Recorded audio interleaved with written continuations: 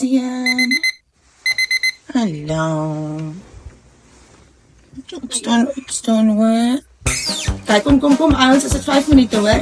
Kom, luister ouens, is alles reg, al julle kosblikke in, alles gedoen. Kom julle so draai. Maar ek het staan op bos. Kijk, kom sê ons gedraai.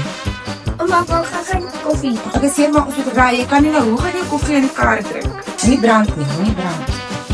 Maak net gauw van op die draai, ek het geprop. Ag nee, nou gaan ek mors.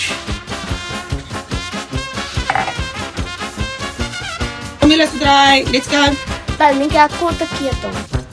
Wat bedoel jy 'n ketel? Waarvoor het jy 'n ketel nodig? En jy weet ons moet 'n ketel skool toe bring vir die kindstap.